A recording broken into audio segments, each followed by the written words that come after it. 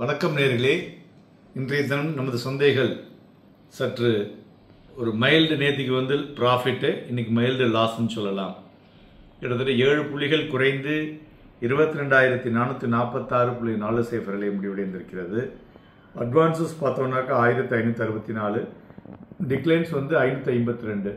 So மார்க்கெட்டினுடைய பிரெத்தை பார்க்கும் பொழுது ஒரு பாசிட்டிவ் சென்டிமெண்ட்டை கொடுப்பது குறிப்பிடத்தக்கது. மேலும் நிஃப்டி மிட் கேப் பார்த்தோன்னா இன்றைக்கி மாடரேட்லி கெயின் ஒரு 0.6%. அதுபோல் ஸ்மால் கேப் பார்த்தோன்னா ஒரு நல்ல ஒரு வெரி குட் ரிட்டர்ன் எகெயின் 1.12% ஏறி இருக்கிறது குறிப்பிடத்தக்கது. மார்க்கெட் வாலட்டிலிட்டி இண்டெக்ஸ் பார்த்தோம்னாக்க அதுவும் இன்றைக்கி 2.5% விழுந்திருக்கு. So decrease in market volatility, breadth வந்து பாசிட்டிவாக இருக்குது, வாலட்டிலிட்டி இண்டெக்ஸும் விழுது, ஆனால் நிஃப்டி ஏற மாட்டேங்குது. ஸோ இது என்ன அப்படிங்கிறத பற்றி பின்னாடி டெக்னிக்கலாக பார்ப்போம். அடுத்தது இந்த தினம் துறைகளை பார்க்கும் பொழுது PSU bank, IT, media, financial services top gainers, while realty, FMCG, then auto and pharma வந்து இன்னைக்கு டாப் லூசர்ஸ் டுடே.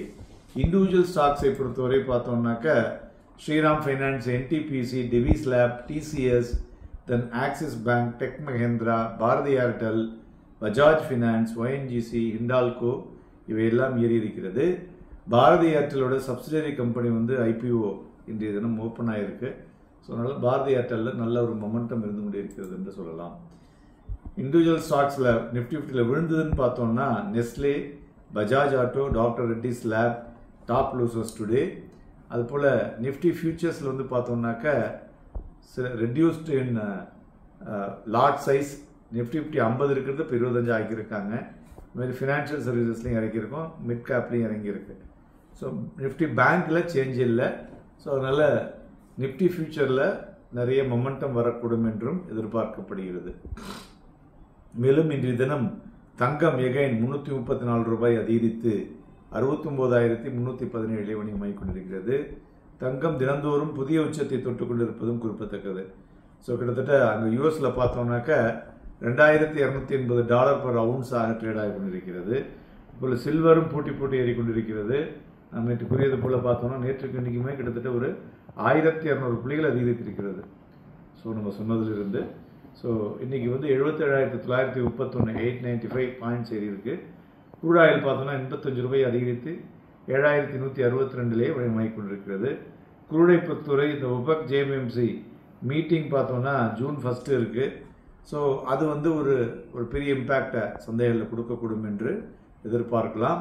மேலும் அதுபோல் இன்றைய தினம் தாய்வானில் வந்து ஒரு நிலநடுக்கம் காலையில் இருந்தது. அது பார்த்திங்கன்னா ஒரு 7.2 விக்டரில் இருந்திருக்கு. அதனால் அங்கே வந்து சிப் மேனுஃபேக்சரிங்கில் இருக்கக்கூடிய கம்பெனி TSMCங்கிற கம்பெனி வந்து அங்கே அந்த ப்ரொடக்ஷன் லைனை எவாக்குவேட் பண்ணியிருக்காங்க. ஸோ அதனால் இந்தியாவுக்கு வந்து இந்த சிப் மேனுஃபேக்சரிங் ஆக்டிவிட்டீஸ் வரக்கூடிய மாதத்திற்கு நன்கு இருக்கும் என்று எதிர்பார்க்கலாம்.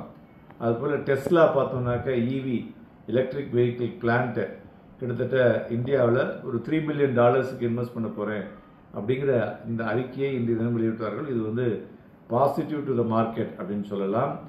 தென் மார்க்கெட்டை பொறுத்தவரை இன்றைய தினம் வந்து வோடஃபோன் ஐடியா அவங்களுடைய அப்ரூவ்டு ஃபண்டிங் ரைஸ் வந்து கிட்டத்தட்ட 2.4 பில்லியனுக்கு வந்து அப்ரூவ் ஆகிருக்கு. ஸோ அதனால் அந்த ப்ரைஸும் பார்த்திங்கனாக்கா அது ஏறி இருக்குன்னு சொல்லலாம். அதுபோல் கோல்டு ஃபைனான்ஸ் ஸ்டாக்ஸ்லாம் இன்றைக்கி வந்து ஏறி இருக்குது. பிகாஸ் கோல்டு வந்து இட்ஸ் ரெக்கார்டு ஹை. அதுமாரி சில்வரும் ஏறி இருக்கிறதுனால அந்த ஸ்டாக்ஸ் எல்லாம் லைக் முத்தூட் ஃபைனான்ஸ், மணப்புரம் இவை எல்லாம் ஏறி இருக்குன்னு சொல்லலாம். மேலும் இதை தவிர மார்க்கெட்டில் பார்த்தோம்னாக்க RBI PSU பேங்க் இண்டெக்ஸ் வந்து பார்த்தோன்னா ஒரு 1.5% ஏறி இருக்குது. So ahead of RBI policy outcome on Friday. So அதனால் PSU பேங்க்லாம் ஒரு நல்ல ஒரு ஏற்றம் இருக்கிறது என்று சொல்லலாம். மெயினாக வந்து இம்ப்ரூவ்டு அசட் குவாலிட்டி அண்ட் ஒரு குட் Q4 ரிசல்ட்ஸ் எதிர்பார்த்து அதற்கு தகுந்தாற்போல் இருக்கிறது. அதுபோல் ஐடி துறைகளிலும் பார்த்தோம்னாக்க வரக்கூடிய ரிசல்ட்ஸுக்கு வர இருக்கு இல்லையா, அதனால் ஐடி இல்லாமல் இப்போலேருந்தே ஒரு மொமெண்டம் ஆரம்பித்திருக்கிறது. ஸோ இந்த மொமெண்டத்தெலாம் நீங்கள் வந்து உபயோகப்படுத்தி கொள்ளலாம். பிளாக் டீலை பொறுத்தவரை பார்த்தோம்னா Indus tower, NTPC, Aavas finance இது மூன்றுலேயும் பிளாக் டீல் நடந்துள்ளது.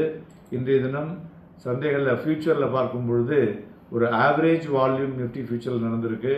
மேலும் காலையிலேயே மார்க்கெட் வந்து ஒரு கேப் டவுனில் தான் ஓப்பன் ஆச்சு.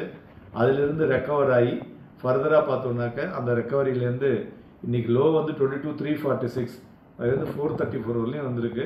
இப்போ ஹை பார்த்தோன்னா 22,521. ஸோ மார்க்கெட் ஆன வாலட்டைல் மூவ் டுடே. மேலும் நிஃப்டி வந்து ஒரு நேற்றைய தினம் ஒரு தோஜி பேட்டர்ன் வந்து ஃபார்ம் ஆகிருக்கு.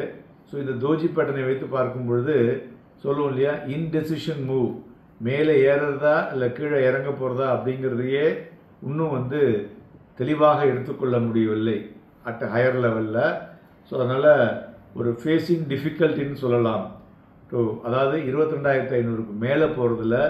ஸோ அதனால் இதை வைத்து பார்க்கும் பொழுது 22,204 22,529ங்கிறது ஒரு பேண்டு.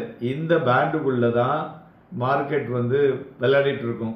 ஸோ இதில் வந்து எந்த பக்கம் வந்து ஒரு மாதிரி பிரேக் ஆகி போகுதோ அதுக்கு தகுந்த மாதிரியான ஆக்ஷன்ஸ் இருக்கக்கூடும்.